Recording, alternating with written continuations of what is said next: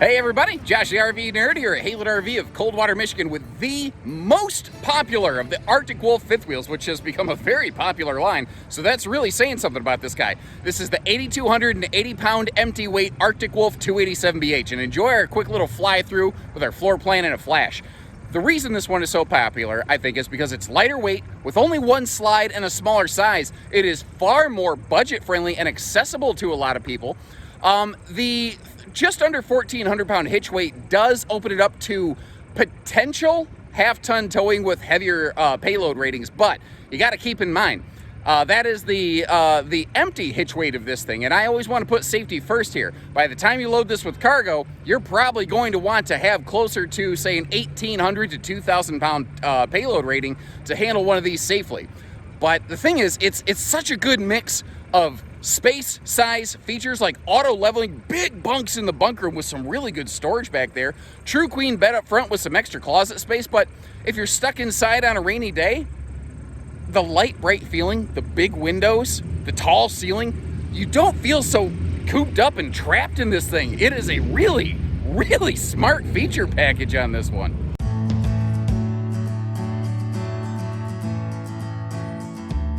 And like I said, it's a one slide living room, but the extra tall ceiling, the light colors, and these like maximized panoramic windows, which you see also have those light blocking zebra shades. What's kind of interesting about these, you can block as much or as little, or I guess as much or as little. I did that incorrectly, didn't I? Whatever. We're doing it live. I'm not going to edit that out. I don't even care. It's not the biggest thing in my day. You get the idea. You can, it feels nice and light and bright in these.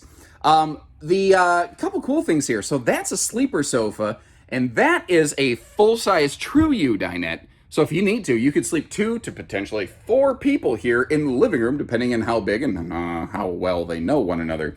Now, there are all kinds of accent lights in this thing. I've got a little bit of, like, what's your opinion on this? My 2 cents. I've got a little bit of Labatt Blue Light, Coors Light fatigue over here. I like the accent lights. I wish they were just, like, white, though. I wish it was just a bright cascading light, not necessarily, like, something neon colored like that. I mean, I was born in the 80s, but I think we all left the 80s behind for a reason, and not just because the clock kept ticking. Now, these are all sealed edge press membrane counters, and it has a simulated live edge on it. And what I like is how they kind of tie that into the entertainment center over here, and you'll see that repeated in a couple different areas of the RV. Arctic Wolves also are very good about not using floor ducted heating. It just keeps everything, a little bit easier, simpler to keep clean. And you might need a step stool to get to some of this storage over here, but the fact is, at least you have the storage. It's not potentially wasted space. If I take a seat here on the sofa, put you in the driver's seat, couple cool things. With the window in the entry door, you can always kind of have a little bit of a peek of what's going on. Plus, you do have the little kitchen window over there that you can peek out of, which is real easy to see out of when you're sitting at the dinette or obviously up in the kitchen space. Across from you, you got the electric space heating Tootsie toaster, and I like how they didn't really box that TV space in too much. If you want to, you could probably get yourself a giant 4K Jumbotron.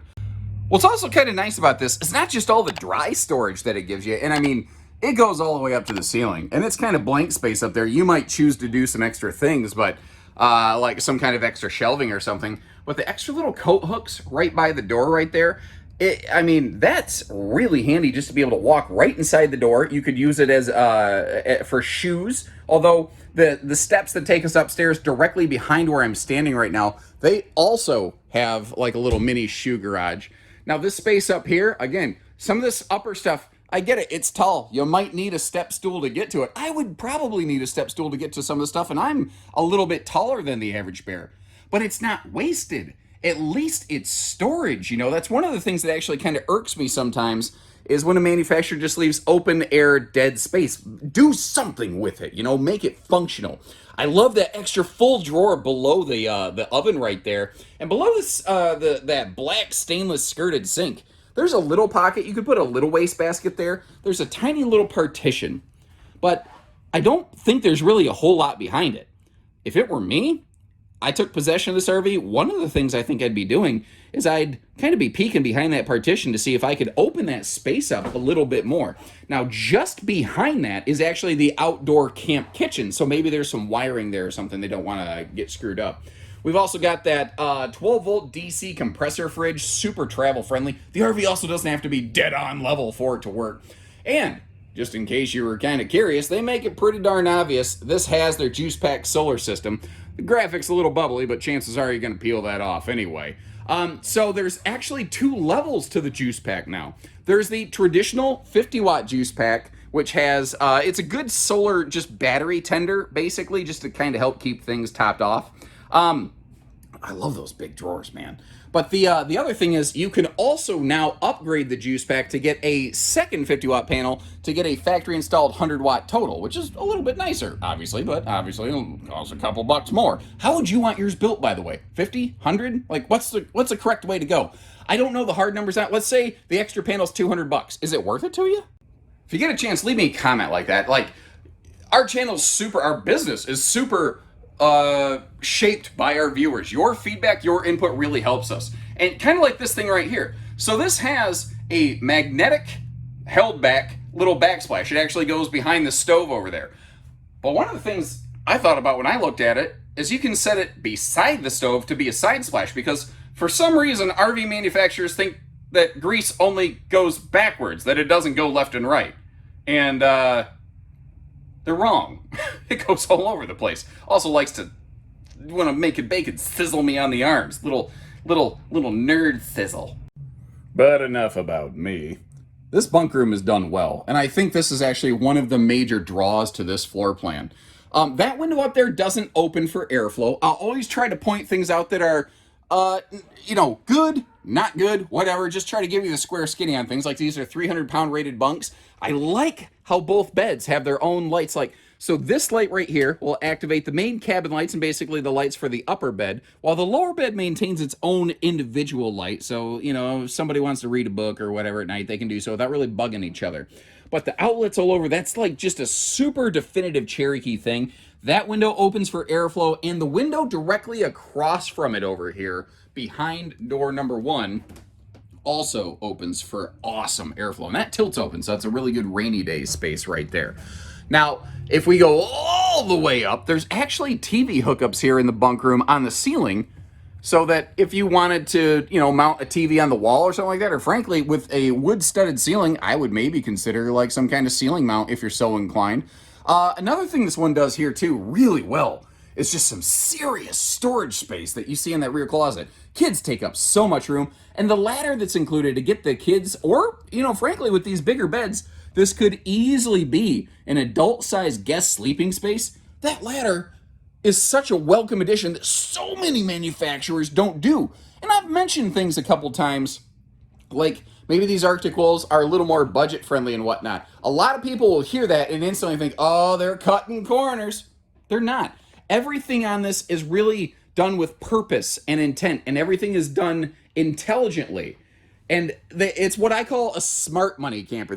I call it smarter class camping. Apparently I call it a number of things, so whatever. That's a 15,000 BTU air conditioner, by the way. Over here, I kind of mentioned it previously, but that is a tri-fold hide-a-bed. So once again, if you need to, that tri-fold and the big dinette can both fold down and give us plenty of extra sleeping space. And we saw how there's little coat hangers right by the door right when you walk into that pantry-tainment area. That could also be a good broom storage space. But you got just a quick jacket or like a dog leash, hang them up right there and keep them handy and accessible. Now, as heading upstairs, I kind of got stopped by something. By the way, that's that little shoe garage, little flip-flop garage that I mentioned on those steps below below the steps by the entry door. But I saw some household USB plugs here, and I'm like, what good are those over here? And then it kind of occurred to me, that could be a perfect little device charging station. What do you think about that? Now, hopping upstairs, this bathroom is done really well. It's a little tricky for me to try to get some good camera angles on it, though, so I have to kind of canvas around a couple times here. First of all, excellent leg room around this thing, and since the toilet is not directly up against that sliding door panel right there, or right up next to the shower, I think that would actually be pretty fluffy friendly if you're a little bit bigger person. It's got one of those rectangular 30 by 36 inch showers. And since the shower floor can be recessed into the upper deck floor and still maintain proper plumbing code, they leave plenty of headroom in these, which is something I really look for as a bigger person. What's also nice, remember, I keep saying it's, budget friendly, it's money accessible, whatever you want to call it. But they do the right things in the right places. It's a Meghan Trainor RV, all the right junk in all the right places. Like the bigger vent fan, a couple other things that I've pointed out. They do what needs to be done where it needs to be done. They're just not overdoing fluff stuff for just the sake of doing it. And a nice big place to keep towels stored in here. Below the big sink, also a nice little wastebasket space. The left-hand door does open, by the way, but that's like access to stuff like wiring and things like that. So up front here, you see that big step up ankle breaker step of death?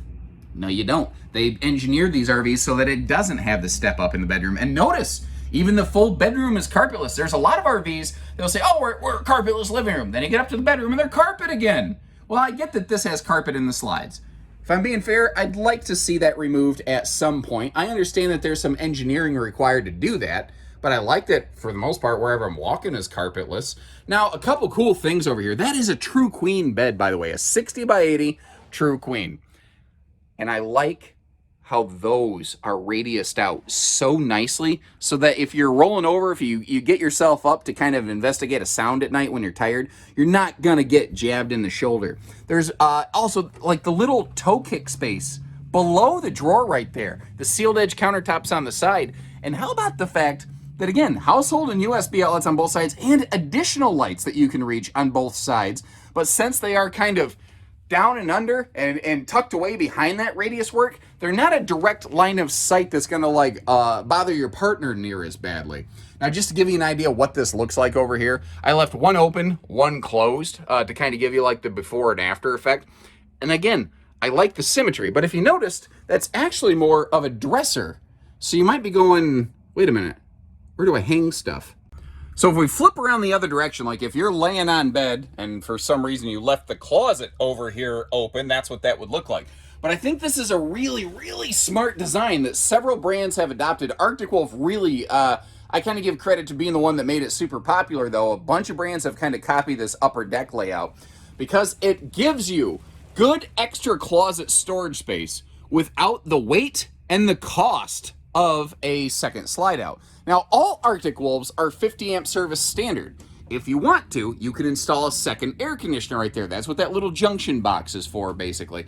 And it is also nice that you just, whether it's on the way in or on the way out, you just got a light switch for your bedroom lights. Simple stuff. Now, one more thing I wanted to do here is close up the slide and show you how she works in road mode. Now, this one is decent for travel stops, but if you're wanting to do an overnight stayover, you pretty much need to get back to the bunker. You need to find a spot where you can deploy the slide out, because with the slide closed, there's just no way to get back there, But you need to get in here. You need to get to the fridge. You got to get over to the sink. You got to make a little sandwich for the kids or something like that. Plus, remember, with this being that 12-volt fridge, it is super traveling friendly. That thing is ice cold, and it has only been running for about an hour to get here from the factory. That is one of the best things about those right there. New control panel. Cherokee Total Control. Or as Prince might have said, wow, total control. And I've mentioned things like it's family friendly, it's budget friendly, it's more budget accessible. A lot of times that leaves you with an RV that just looks blah. I don't think that about these. Actually, that is one thing I have always given Arctic Wolf credit for, even before we carried them here at Haylett RV. They have all of the tasty curb appeal. I mean, look at that. That looks great. So despite the fact that maybe it's not the most expensive fifth wheel, you don't have to hang your head and feel like you bought cheap or something when you pull into a campground. Another thing I'm going to tell you guys, nobody cares. Nobody cares what your RV really looks like. And the people that do, you don't need that kind of negativity in your life. Now, I think this year I really need to do a better job of showing you these front cavities and fifth wheels.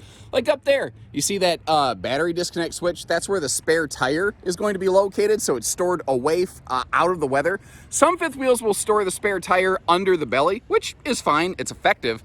But man, it's a little bit of a bear trying to get it out of there. And, you know, if you're having a bad day where you need to swap out a spare tire, you know, the last thing you want to be doing is crawling around in the dirt on the side of the road or anything like that. Good pass-through compartment here. Now, what's kind of cool, you see the TV hookups and that little access port. You can actually just run TV cables out of that thing if you want to, and so that you don't have to leave your entire baggage door open. Got the drunken uncle leash latch right there, and you got the little sticker indicating the armored belly tank enclosure. These marketing guys, man, they love their phrases. It's an enclosed heated belly. But they got to call it something, so they call it the armored belly tank enclosure. Yeah. Stable steps with easy adjust legs and anti-slam door make for kind of easy come and go. And take a look at this here. Under the patio awning space, you've got your camp kitchen right on the end, so it's not smoking out the whole family, although you don't necessarily have to use that. You can operate that patio awning off your phone remotely via the wireless command systems that are integrated into this RV. Not to mention the fact that if it is a little bit of a rainy day and you just need that extra space, the door in the middle of the awning like that, with still room for patio picnic table space over by those tires, by the way, really, really helps the stir crazy factor, the cabin fever factor. Not to mention with no slides on the door side over here, you're left with just wide open space. You can go nuts over here, man. You can have yourself a straight up hot dog patio picnic party. Over here, kind of mentioned it, we got the camp kitchen. One thing I don't have set up right now though, like you can obviously see the refrigerator, that ice maker, by the way, that thing keeps up. As long as you got power, you got water, you got ice. And I've had customers in hot climates, cold climates, every climate mention that to me.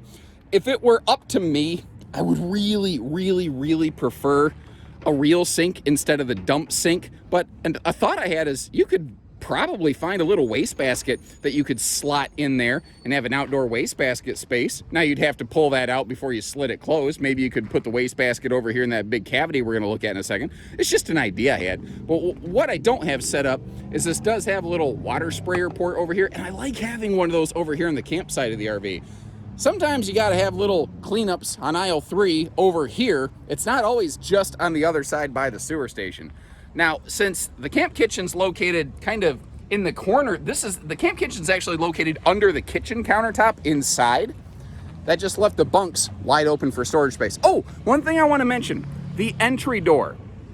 That is, at the time of this filming, a substitute temporary surface on that entry door. The intended build on this are those smexy black, I call them, did I say black Invisiview entry doors, where it's like a glass front. You see that it does still have the window, which is cool, but there's nothing wrong with that gray. Obviously, it matches the entirety of the RV, but in future copies of this model that arrive here at Haylett RV, that door might be, and probably will be, and is intended to be different. What is also intended to be here is that LCI Insight camera that is integrated into the RV. Once again, the free apps that you can download on your phone can operate and sync to that right there. The cargo travel rack on the back is an option that we like to add to these here. Another thing that you might have noticed is missing, and it unfortunately, I'm not real happy about this, but I don't have any control over it. It's going to stay this way. No more optional rear ladders. Now, that was always a hidden option on these. That was not a standard feature. And the backers are still in that wall, by the way, in case you want to add a ladder to the back. But the factory is no longer offering factory-installed ladders. They can still be done aftermarket, thankfully. I guess, I don't know the full details on it, but I have heard, not just from the Cherokee group, but also from some of my partners at Coachman and a few other groups, there's some legal eagles that basically kind of cause this to be a thing, which is sort of a bummer because it only takes one person to ruin a good time for the rest of us. Now, these have standard automatic leveling. It's also slide awning ready. So, I mean, there's a lot of really cool things that you can do with these if you choose to. But in their base form, man, all you got to do is get the applesauce and mac and cheese, and maybe a bottled water and barley pop in that outside camp kitchen and hit the road, Jack. And as always, do me a favor and please leave some comments. Let me know what you think about it, even if you just like the looks through. If you haven't done so, take a second to subscribe and follow along here. We're family owned and operated. We'd love the chance to work with you. We don't do hidden dealer fees. We just do everything else. So take care, stay safe, have fun, and happy Haylet camping, everyone.